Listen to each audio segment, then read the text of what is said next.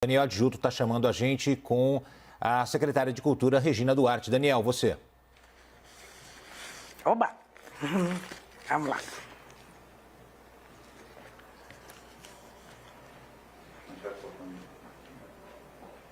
Oi, pessoal, boa tarde. Portanto, estamos aqui já ao vivo com a secretária especial de Cultura, Regina Duarte, que nos recebe aqui no gabinete. Secretária, muito obrigado pela entrevista. A gente vem conversando há bastante tempo e, enfim, a senhora resolveu falar com a gente nesse momento que é tão preocupante e há tanta informação sobre o seu respeito, né? Boa tarde, obrigado pela entrevista. Eu agradeço muito. A gente se encontrou já, né?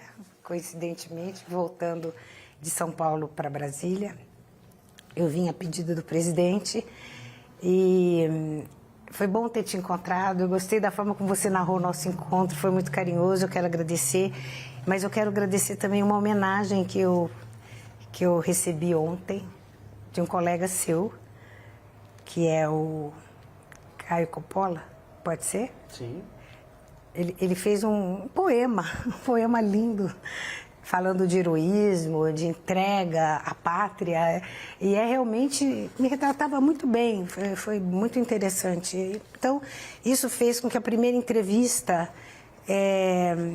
que eu estou dando, depois de ter falado com o presidente sobre o nosso programa para a Secult, recaísse sobre vocês. Acho que é uma emissora que eu adoro essa ideia dos dois lados, sabe? Essa colocação tão democrática, tão limpa, né? Assim, bonita de você ter sempre duas posições, né? A CNN é o canal do debate, por isso a gente sempre dá voz, né? A gente estava com um debate agora há pouco e a gente também quer dar voz à senhora. E eu já começo perguntando, como foi essa reunião com o presidente Jair Bolsonaro? O que foi dito à senhora por ele? Falaram sobre demissão? Demissão? Não, nada disso. Isso daí é uma narrativa que recorre lá fora, pelo mundo. As pessoas realmente parece que tem uma certa ansiedade em me ver fora, né? Então, demissão, exoneração, são coisas que estão rolando sempre. Agora ela cai. Não. Em nenhum momento estava um clima super bom, ele estava super animado, assim, feliz, leve, rindo. Ele está sempre rindo, né? Eu falei isso no meu discurso. A gente brinca, né, presidente? Ele brinca mesmo. E ele estava num desses momentos, assim, leve, descontraído. Foi muito bom. Nessa reunião, Sérgio Camargo, presidente da Fundação Palmares, acabou aparecendo de surpresa. Como foi? Para a senhora, já que ele é um crítico da senhora. Então, eu já nem acredito mais nisso, porque as histórias são tão disparatadas, assim. A gente vive um mundo tão distorcido em alguns veículos de comunicação que eu já não sei mais se ele é um antagonista meu, né? Se ele é uma pessoa que me questiona, até agressivamente, como eu ouvi falar. Eu não fico lendo, então eu não sei, porque eu evito me contaminar com as mídias sociais, porque eu sei que... o presidente me avisou lá atrás, né? Quando ele me fez o convite. Ele disse o quê? Ele disse assim, tem certeza que você quer aceitar isso que eu estou te propondo, essa missão? Eu falei, sim, presidente. Estou aqui para servir o país, para servir o seu governo. Ele disse, o jogo é muito pesado. Você vai virar vidraça, vai levar muita pedrada. Eu falei, eu tenho visto o quanto vocês levam pedrada, o quanto o presidente também leva pedrada. Mas eu tenho a minha consciência limpa de que eu não preciso ficar me envenenando com essas pedradas, só eu não chegar perto delas e elas não vão me atingir, porque eu tenho uma história, entendeu? Estou tranquila, presidente. A senhora tocou em dois pontos que a gente pode abordar nesse momento. As pedradas, elas vêm, em grande parte, de uma ala do governo. A ala ligada ao escritor Olavo de Carvalho, que inclusive disse que a senhora estava perdida da cabeça, que não poderia assumir nenhum cargo. Como a senhora vê essa resistência dentro do próprio governo ao seu trabalho na Secretaria de Cultura, que é uma pessoa que é bastante influente no governo e que é ouvida pelo presidente Jair Bolsonaro e que o próprio presidente escuta? Eu não sinto resistência. Se ela existe, ela não chega até mim. Porque o filósofo Olavo de Carvalho, eu li 2 livros dele, já no terceiro achei que falava muito palavrão, falei, não é comigo, não gosto mais. Parei de ler, não perdi nem o respeito por ele em nenhum momento. Ele tem uma história muito, muito importante, né? Um intelectual brasileiro que eu continuo respeitando, mas parei de ler, não me interessei mais pelas coisas dele. Tem falado muito palavrão, nomes feios. Então, eu tenho evitado. Então, não sinto resistência do governo, eu sinto resistência da burocracia, da dificuldade das coisas andarem. Uma nomeação, uma sugestão de nomeação, leva 4 semanas, entendeu? Até para eu receber assim, não passou no filtro. E os filtros são burocráticos, não é nada do que as pessoas possam também estar imaginando, né? Falando em nomeação, a senhora foi surpreendida ontem também com a do maestro Dante Mantovani na Funarte. E ele disse que a revogação da nomeação foi um pedido da senhora. Não, não é verdade. Em nenhum momento foi uma surpresa enorme quando eu fiquei sabendo. Em nenhum momento eu achava assim, ainda falei, não faça isso, não, não deve fazer isso. Presidente, segura o presidente, pelo amor de Deus. Nomeá-lo. Ah, não, você está falando da nomeação isso. ou da... Do Dante Mantovani. Então, que primeiro ele foi senhora... nomeado, eu estava sabendo, mas entendi que é uma vinculada, separada da cultura, na verdade, depois da história da Palmares, eu comecei a perceber que Palmares está debaixo do guarda-chuva do turismo. Não tem a ver com a cultura. Eu já tenho muita coisa na cultura para olhar. Então, eu fiquei até muito aliviada de dizer assim, deixa o Sérgio Camargo, deixa o Sérgio Camargo fazer o trabalho dele e eu não tenho nada com isso, quer dizer... Não vai cair no meu CPF, entendeu? As coisas que ele possa vir a fazer. E depois que eu conheci, né, ontem, depois eu falo disso, né? Mas não quero sair do tema, né, da gente estava falando da dificuldade da burocracia. Essa burocracia, né? Então, assim, eu não nomeio, eu não exonero, isso tudo vinha da cidadania, depois agora com o decreto que a gente conseguiu... preparar, vai passar a ser só com o turismo, que eu acho que vai facilitar muito, assim. Essa é uma pergunta muito feita pela classe artística, justamente para saber quando isso vai acontecer. Quando isso vai acontecer? Vai ter essa definição? O decreto, exatamente. A gente conseguiu, num prazo muito, muito curto em relação a esse decreto, está para ser assinado desde o ano passado, há mais de um ano. Esse decreto existe, está para ser feito. E nós conseguimos fazer isso em 4 semanas, com o Covid, o que eu considero uma vitória extraordinária, porque nos liberta de um ministério a mais, que significa um peso burocrático muito grande. Os documentos a gente criava, né, o nosso departamento, por exemplo, o ODECI criava a instrução normativa, e aí o decreto ia para o turismo, que ficava lá 3 semanas, 2 semanas. É um processo lento, porque o jurídico tem que ver, a economia tem que ver, muita gente tem que ver. A transparência tem um peso, a transparência tem um ônus. Então, se quer ser transparente, você tem que olhar muitos detalhes de tudo que você está assinando, né? Claro. O Gotino está me chamando aqui, Gotino. Daniel Adjuto, parabéns pelo trabalho, pela entrevista exclusiva com a Regina Duarte, a secretária especial de Cultura. Secretária, um áudio foi divulgado essa semana da revista Cruzoé. Eu queria colocar esse áudio para aproveitar a presença da Regina Duarte aqui para explicar em que contexto essa fala foi colocada. Por gentileza, a gente vai rodar, a revista Cruzoé divulgou esse áudio. Vamos ouvir. Então, assim, eles estão decidindo para decidir. Não sei. Eu não sei. Loucura isso. Loucura. Assim, eu acho que ele está me dispensando. Eu acho que ele está me dispensando. Eu não consigo entender o áudio, mas eu vou repetir, então. Que loucura.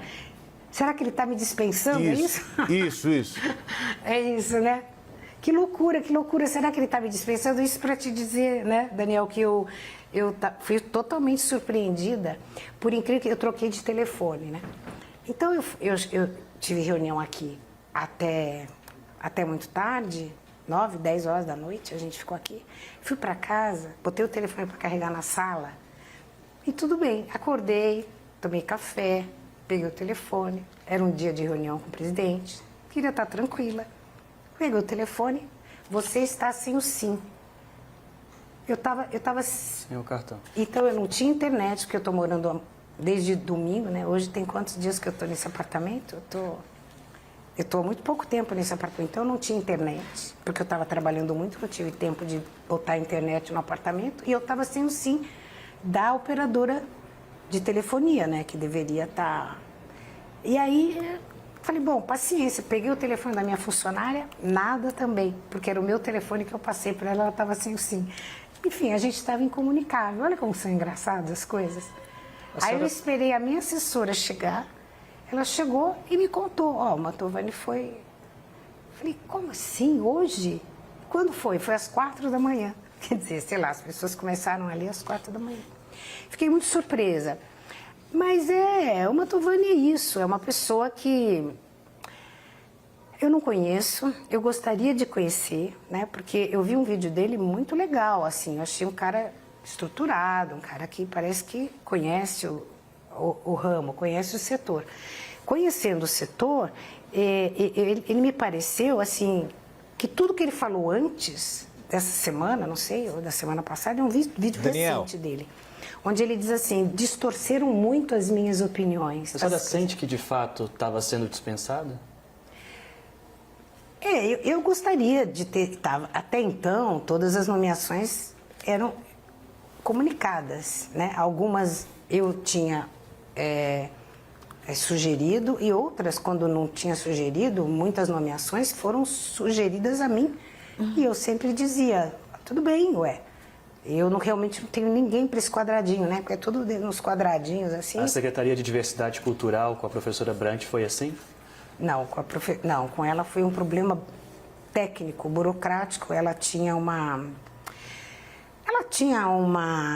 Como é que chama? Uma inscrição num partido há 20 anos atrás. Qual partido, você lembra? Eu acho que era PSDB. E aí, isso aí parou. E aí eu demorei para ser avisada. Porque assim, a gente está trabalhando, uma hora eu falei, o que está acontecendo com a Carminha? Que a Carminha não sai a nomeação dela? Já saiu? Não, ela não está passando. Não está passando porque problemas burocráticos. Burocráticos ou ideológicos? Não, burocráticos, porque ela tinha que para poder se inscrever como nomeada nossa. Então era só burocrático. O fato dela ter trabalhado no governo Dilma Rousseff, teve algum problema quanto a isso, para a nomeação dela? Se fosse assim, né, esse governo ainda não tem quadro, né? Todo mundo que entende de cultura vem de vários governos, tem uma pessoa que vem desde o Geisel, tem outro que vem desde do VFOR, tem outro que vem desde o Gil, entendeu? O pessoal de cultura não tem partido, não existe partido. A cultura está acima dos partidos, das ideologias. Então, eu acho que não é isso, não. Eu espero que não seja. Secretária, Daniel, desculpa, será que eu consigo falar?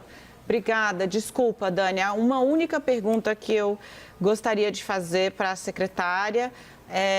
Obrigada por abrir esse espaço aqui. Secretária, eu acho que a gente pode voltar a falar sobre o cotidiano na pasta. A senhora disse que a cultura está acima de ideologia. O Brasil, nas últimas 2 semanas, perdeu Moraes Moreira, Rubem Fonseca, Aldir Blanc e Flávio Migliaccio, que foi seu colega. O país, a senhora foi cobrada por uma manifestação. A senhora poderia fazer essa manifestação agora? A Daniela Lima fez a pergunta do estúdio e... Daniela Lima? Isso. Daniela, então, a minha assessoria de comunicação, desde a primeira morte, desde o primeiro falecimento, da primeira perda de uma pessoa importante na cultura, me cobrou uma divulgação da secretaria desse óbito. E eu optei por mandar uma mensagem como secretária para as famílias das pessoas que fomos perdendo nos últimos tempos. Eu imaginei assim, será que eu vou ter que virar um obituário? Entendeu? A secretaria vira um obituário. Quantas pessoas a gente está perdendo? Teve uma semana que a gente perdeu 3 grandes nomes importantes. Não é um reconhecimento também, secretário? Então, o reconhecimento, ou ele existe ou ele não existe, entendeu? Tem pessoas que eu não conheço. Aldir Blanc, por exemplo, eu admiro muito, mas eu nunca estive, sabe? Eu acho que tem que ser uma coisa... Mas para o país, representa bastante. Sim, para o país está cultuando a memória deles. Não precisam da secretária de Cultura. Agora, se eu, amanhã ou depois, quer dizer, conseguir amadurecer uma possibilidade de que isso é importante para as pessoas, eu posso ter no site da comunicação da Secult o obituário, sabe? Tá lá, quer dizer, a gente vai avisar que faleceu, a gente vai avisar que perdeu, a gente vai botar uma biografia. Eu tenho mandado para as famílias, sabe? Por exemplo, Ricardo Brenan é uma pessoa que eu amava, uma pessoa importantíssima para a cultura, né? Como todos os outros, não estou aqui, mas esse eu conheci. Cada vez que eu ia a Recife, ele me convidava para ir na casa dele, entendeu? Jantar. Eu tive intimidade com aquele homem de cultura, profundo, mecenas, assim, um grande homem, grande exemplo, né? Enfim, eu vou te dizer, pode ser que eu esteja errando, e eu vou me corrigir. Eu tenho essa... Não fiz por mal, peço desculpas, falei com as famílias, lamentei a perda, porque eu acho que nessa hora a pessoa que mais está constrangida pela perda é a família, e eu queria falar com elas diretamente, sabe? Papel timbrado, secretária de Cultura, obrigada pela contribuição para a cultura brasileira. Então, tá tudo aí, depois se quiser a gente mostra, e deve estar saindo em breve no na nossa comunicação, né? Secretária, também a gente falou de contemporâneos, a senhora em atuação. Eu conversei antes com o Paulo Betti, antes de fazer uma entrevista com a senhora, que me fez críticas. Ele falou, olha, é difícil a gente ter Regina Duarte na Secretaria de Cultura de um governo Bolsonaro que, por exemplo, ele citou Beth Mendes, de Brilhante Ustra, toda a história em torno disso, que ele vê como uma perda muito grande para o seu trabalho, para a sua carreira, fazer parte do governo Bolsonaro. Como a senhora enxerga essas críticas de a senhora com tanta experiência, com tantos anos de atuação, se tornar política no governo de Jair Bolsonaro, que sim, enfrenta a esquerda? Eu acho essa coisa de esquerda e direita tão abaixo do patamar da cultura, assim, acho que não cabe na minha cabeça essa história. Eu acho que cultura, ela não tem lado, ela é aberta para a humanidade, ela tem o plural na sua proposta, ela tem o entendimento de todos os caracteres humanos. Então, é uma coisa que não cabe para mim. Agora, por que eu estou apoiando o governo Bolsonaro? Porque eu acredito que ele era e continua sendo a melhor opção para o país. E aí se diz assim, mas ele fez isso, ele fez aquilo. Eu não quero ficar olhando para trás. Se eu ficar olhando para o retrovisor, eu vou dar trombada. Posso cair num precipício ali na frente. Tem que olhar para frente, tem que ser construtivo, tem que amar o país. O que eu tenho hoje? Eu tenho isso? É com isso que eu vou lidar. Ficar cobrando coisas que aconteceram nos anos 60, 70, 80. Gente, vamos embora, né? Vamos embora para frente. Para frente, Brasil, salve a seleção. De repente é aquela corrente pra frente. Não era bom quando a gente cantava isso? Foi um período muito difícil, né? Tem muita história, muita gente morreu na ditadura, né? Essa é a questão. Enfim. Cara, desculpa, eu vou falar uma coisa assim. Na humanidade, não para de morrer. Se você falar vida, do lado tem morte. Por que as pessoas... Por quê? Que houve tortura, secretária. Bom, mas sempre houve censura, tortura, sempre houve... Meu Deus do céu, Stalin, quantas mortes? Hitler, quantas mortes? Se a gente for ficar trazendo os mortos, arrastando esse por essas ideologias extremas, desculpe, né? Mas não quero arrastar um cemitério de mortos nas minhas costas. Não desejo isso para ninguém. Sou leve, sabe? Estou viva, estamos vivos. Vamos ficar vivo. Porque olhar para trás, não vive quem fica arrastando cordéis de caixões. Eu acho que tem uma morbidez nesse momento. O Covid está trazendo uma morbidez insuportável. Isso aí é perigoso, entendeu? Para a cabeça das pessoas, gente. Não tá legal, não tá legal. Estamos falando de pandemia, de Covid-19. A própria classe artística, o setor cultural também reclama que não há um apoio da Secretaria à classe nesse momento em que espetáculos não ocorrem, teatros não ocorrem, que as aglomerações estão proibidas, justamente em prevenção.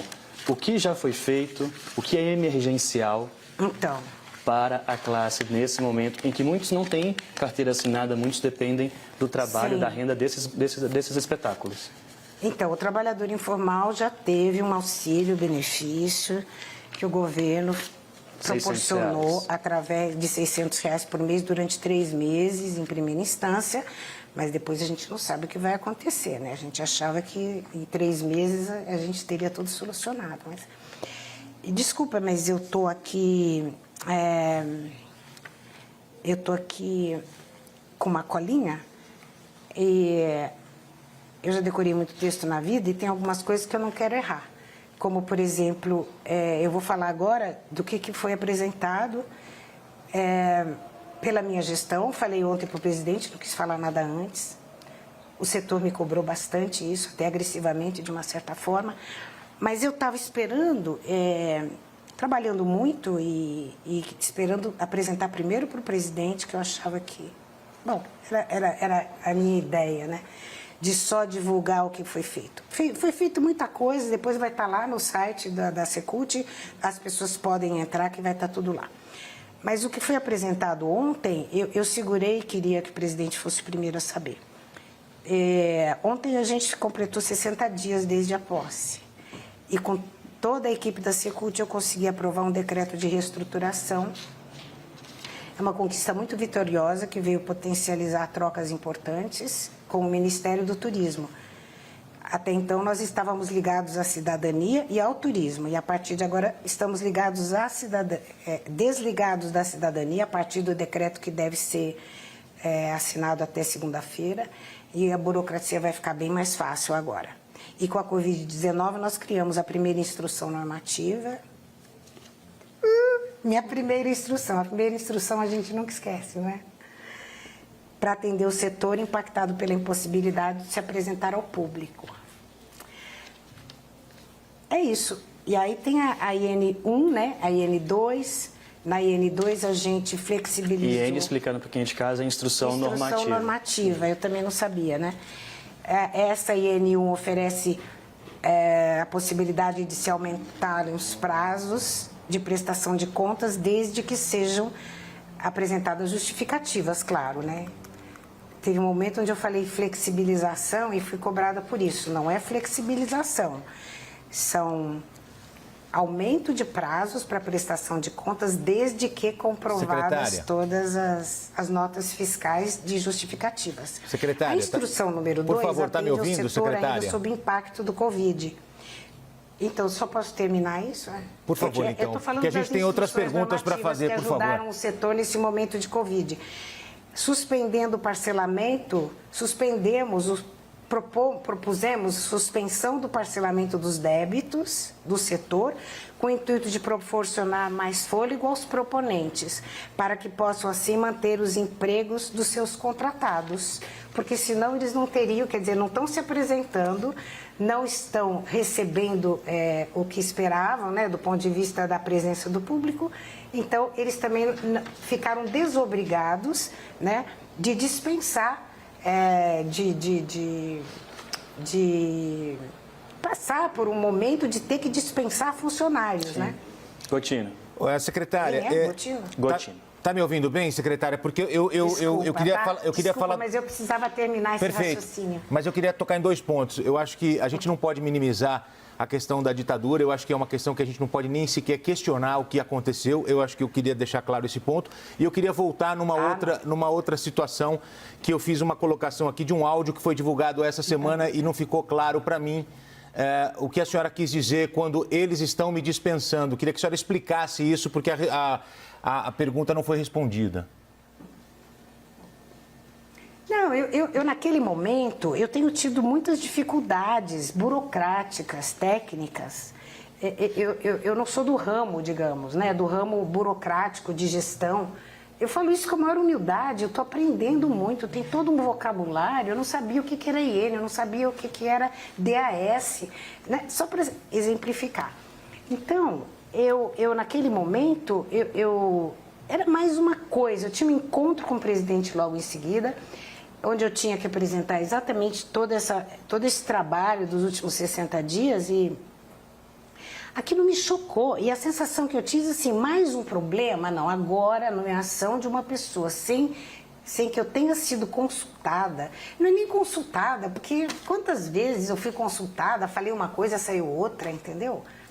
Acontece, porque às vezes a palavra do presidente é muito mais forte do que todo mundo. Entra lá quem ele deixa, quem ele quer.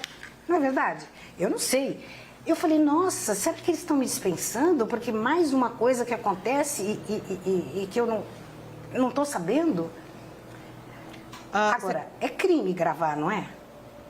Não é crime gravar e divulgar? Eu não sei, é uma pergunta que eu faço aos advogados. Daniela. Esse áudio foi divulgado numa revista. Daniela. Esse áudio foi divulgado numa revista, Daniela.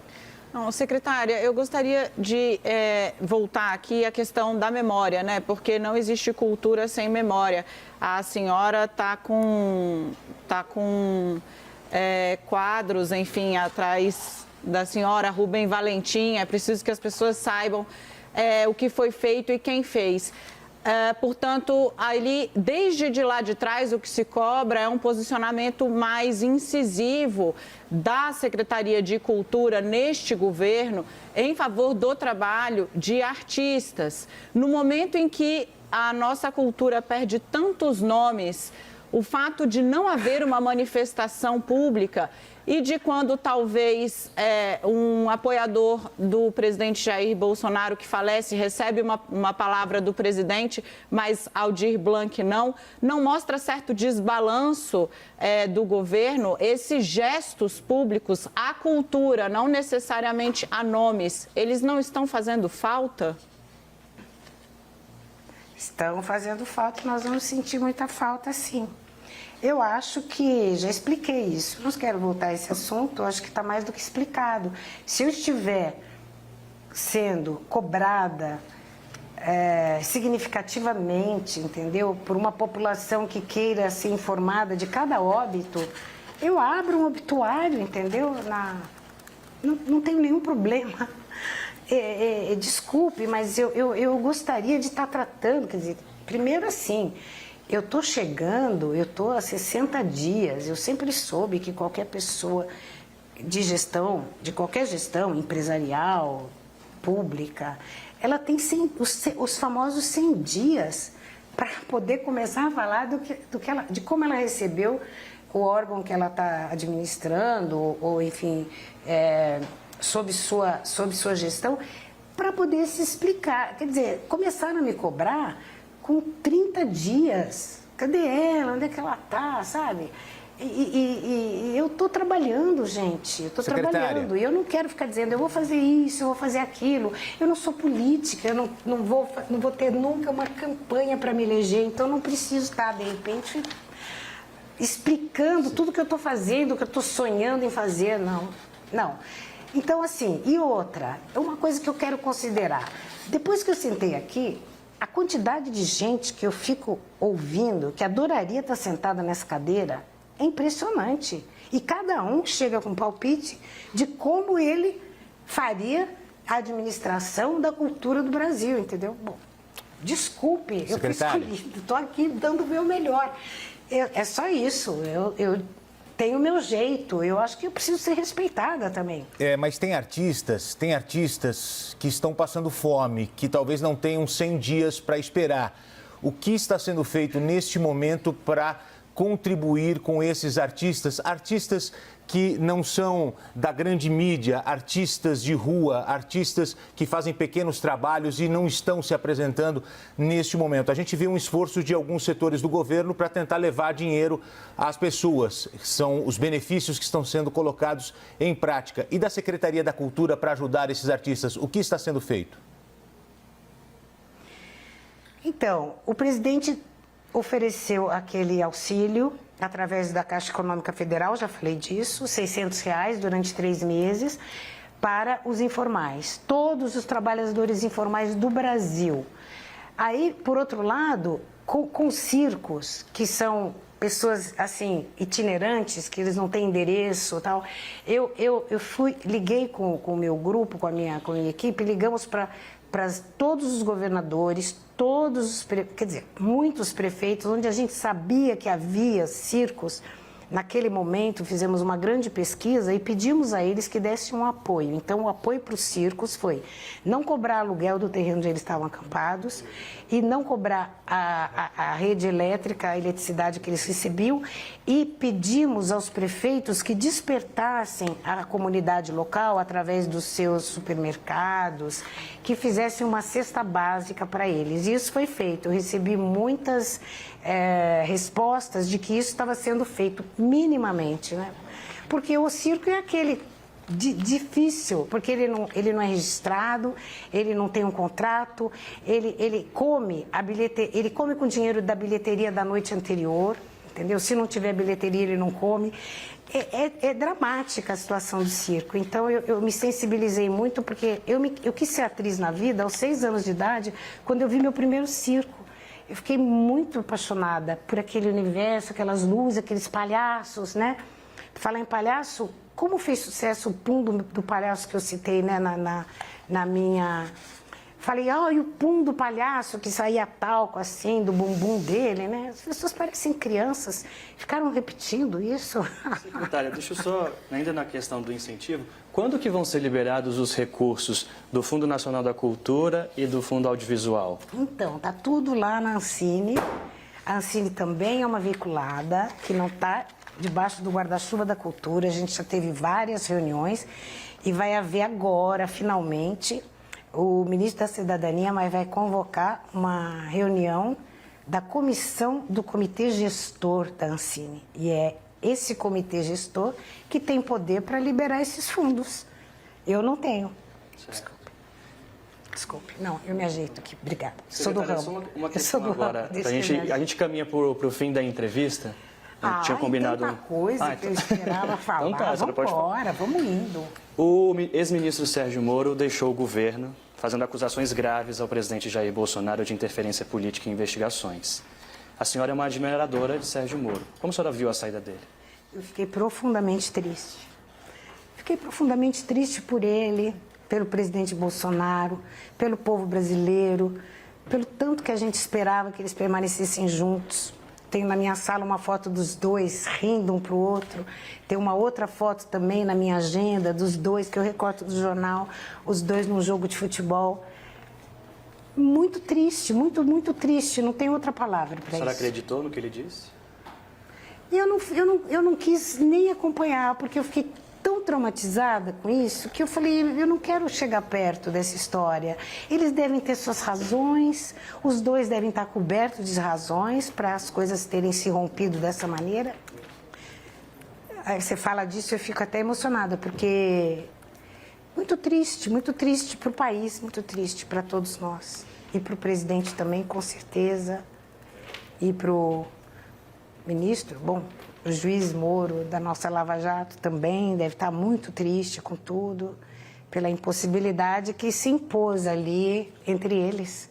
O que faria a senhora abrir mão da Secretaria Especial de Cultura? O que a senhora não concorda de jeito nenhum e que aí sim a senhora pediria demissão? Eu acho que a falta de confiança no meu entorno. O que acontece lá fora não é do meu pecúlio, como dizia meu pai. Eu me preocupo muito com fidelidade, com confiança. Eu espero ter a confiança do presidente sempre, continuar tendo, e eu espero também ter a confiança e poder confiar na minha equipe. Mas o próprio governo já tem até nomes cotados, caso a senhora saia. A senhora vê confiança? Não, eu acho que é um direito, entendeu? Eu acho que ele deve estar sofrendo muitas pressões e deve estar preparado para qualquer momento a corda arrebentar, né? A senhora está preparada para isso? Não, sinceramente não. Eu estou adorando estar aqui, eu tenho um projeto, eu quero deixar um legado. Daniel. Eu sou uma artista, eu sou uma pessoa que ama cultura, amo o meu setor, apesar de saber que tem uma minoria que não gosta de mim, mas é só uma minoria. O setor gosta de mim, o setor me ama. Perfeito. A minoria é uma minoria gritalhona, deixa ela para lá. Secretária, há uma série de colegas da senhora, com os quais a senhora conviveu há bastante tempo, que tem acompanhado com certa preocupação a jornada da senhora na política, certo, Gotino? A gente tem um vídeo aqui, uma declaração, né, da atriz Maitê Proença. Ela criticou, né, o trabalho da Secretaria de Cultura, cobrou mais diálogo com a classe artística. Vamos acompanhar? Baixo nível. Vai botar uma fala. A cultura está perplexa com a falta de informação sobre o que tem sido feito ou proposto. É inexplicável o silêncio sobre uma política para o setor. Nós estamos sobrevivendo de vaquinhas, nesse túnel comprido e sem futuro à vista para a arte, que afinal se faz juntando gente. Mas até quando isso vai poder se sustentar? São muito poucos os que têm reservas financeiras para milhares que estão à míngua. Enquanto isso, morrem os nossos gigantes, Rubem, Moraes, Aldir, Flávio. E nenhuma palavra do presidente, nenhuma palavra da nossa secretária de Cultura. Regina, eu apoiei desde o início o seu direito a uma opinião que divergia da maioria dos seus. E estou aqui agora clamando para que se apresentem os feitos. Fale com a sua classe, Regina. Eu queria ouvir. Não tô... Vocês estão me obrigando? Agora nós estamos aqui ouvindo a senhora. Oi, a Maitê... Obrigada. Precisei dar um chilique aqui, né? Desculpe, aliás, telespectadores, desculpem o chilique. Não, mas os telespectadores estavam acompanhando a mensagem da Maitê Proença. Os espectadores não acompanharam, secretária. E ela disse que não vai responder. Vai estar desenterrando a mensagem da Maitê pra quê? O que você ganha com isso? Quem porque é a sua classe, secretária. Que está desenterrando uma fala da Maitê de 2 meses atrás. Desculpe. Não, ela enviou pra gente Daniel. Hoje. Secretária. Não, Dani, eu não quero ouvir. Dani Gotino, a secretária não... Secretária, essa fala da Maitê Proença é de hoje e a senhora, por ser secretária da Cultura, a senhora tem que estar aberta para ouvir as pessoas, por favor. Que isso? Ela não quer responder, ela já falou aqui, enquanto a Maitê Proença falava... Vocês estão desenterrando mortos, vocês estão carregando um cemitério nas costas, vocês devem estar cansados. Fiquem leves. Secretária, o país perdeu 615 pessoas por Covid-19, dentre eles alguns artistas. Daniel, só um minutinho. Só para eu explicar aqui, secretária, o vídeo enviado pela Maitê Proença foi hoje. Só para deixar claro, nós não estamos desenterrando mortos. Neste momento, nós estamos enterrando uma série de brasileiros, dentre eles alguns dos seus colegas. Daniel Adjuto, pode ficar à vontade para encerrar a entrevista. Não foi combinado nada disso? A gente vai encerrar a entrevista, então, secretário, eu agradeço a entrevista com a senhora. Obrigado por nos atender. Eu achei que era uma entrevista com você, Daniel. Começa a entrar pessoas a desenterrar mortos, Bom, eu acho, olha... Gente, tá certo, Dani Gotino, a gente encerra por aqui. Maitê, olha, peço desculpas a você, porque é o seguinte, só um detalhe, Maitê Proença não está morta. Maitê Proença enviou este vídeo pedindo, inclusive, para que a secretária falasse com a classe dela. Foi assim que terminou, inclusive. Terminou a fala, uma fala, inclusive, tranquila, pedindo para que ela falasse com a classe, porque a classe está se sentindo órfã. a classe está sozinha, a classe não tem ouvido alguém nesse setor. Foi apenas isso. Nós nos desculpamos com quem estava assistindo a entrevista, mas ressaltamos que o trabalho da imprensa é fazer perguntas, né? Esse é o nosso trabalho. Muitas vezes você pode discordar da pergunta, concordar com a pergunta. O que não se pode fazer é restringir a pergunta. Esse é um direito que nós temos como jornalistas e esse é um dever que nós temos como jornalistas, porque o destinatário final dessa mensagem é sempre você, que acompanha tanto o que dissemos quanto o que foi respondido.